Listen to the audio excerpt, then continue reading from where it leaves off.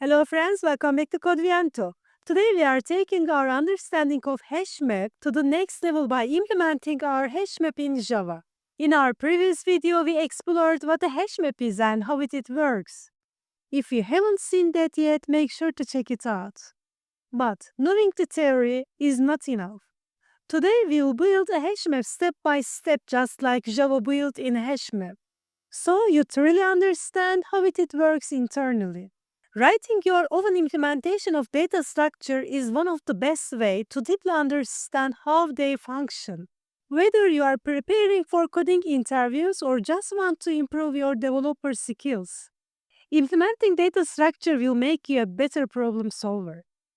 I encourage you to pause the video and try implementing a simple HashMap yourself. If you have no idea where to start, just relax, sit back and enjoy the learning process. I will show you everything step by step. Alright, before we start coding, let's think about what we need to build our own HashMap. We need to implement 3 key methods: put, store a key value pair, get, retrieve a value using a key, remove, delete a key value pair. We also need to handle collisions. We will use chaining with linked list for this. Now let's jump into coding. Firstly, we need a class represent our HashMap. Let's call it HashMap.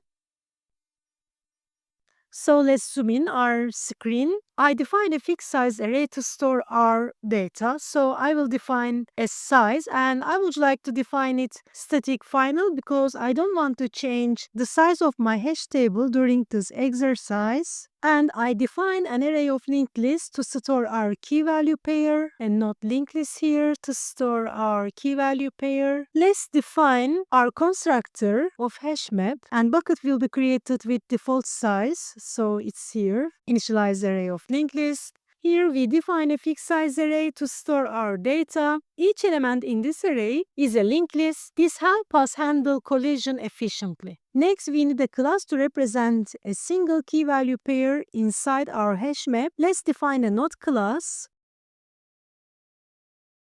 Define a node class with string key and value. Let's define a reference to next node. Zoom in our class. Okay, perfect. It's better. So let's create a constructor with key value pairs. And next is node. Each node stores a key, a value, and a reference of the next node in case of collisions. Now let's implement our first method, put. Let's define a put method with no return and key value pair. So the put method is responsible for adding key value pairs to our HashMap.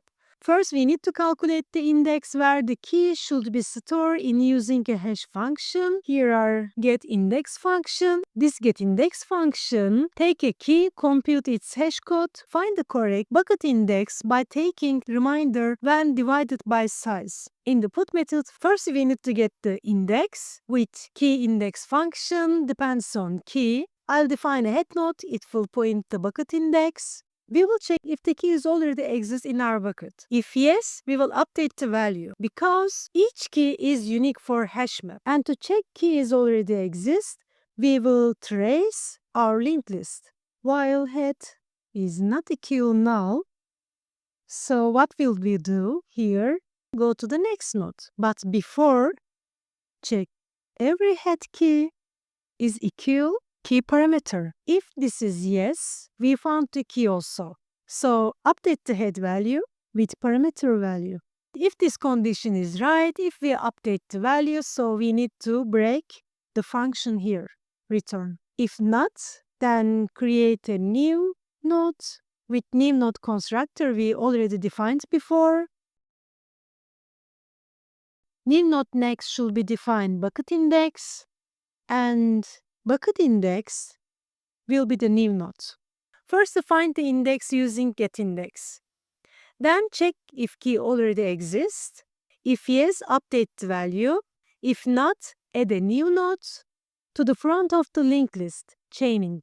Great, now let's move on to the get method to retrieve values. We'll get a key parameter, then it will return the value. If it's not found the value, it will return null. The get method retrieves a value given a key. We first find the index, then search the linked list at the index. And if we couldn't find the key, we will return null. First, we need to find index depends on the key. Let's define a head to point the bucket index. Then we will traverse inside the linked list like put and while head is not equal null here. So for each head, we need to check we already have this key value and head key is equal the key. If the key exists, we return its value. If not, we return null. Now let's remove a key value pair from our HashMap. This works by finding the node and unlink it from the chain. Let's define a remove method with key parameter and return nothing. First, we need to find the index, depends on the key, and we will define a head. It will point the bucket index. We need to traverse inside the linked list to find the key, while head is not equal null, so we need a previous node, and it will always point the previous of head. So let's write the condition. Head of key is equal to parameter of the key. There will be two conditions here. If previous is equal null, bucket index will be head next, else previous next will be equal head of the next. So let's define our condition here. This method works by keeping track of the previous node and updating the linked list accordingly. We already defined our HashMap. Let's define a main function to test our implementation. Create a main function, create a HashMap. Let's put our HashMap as a key name and put age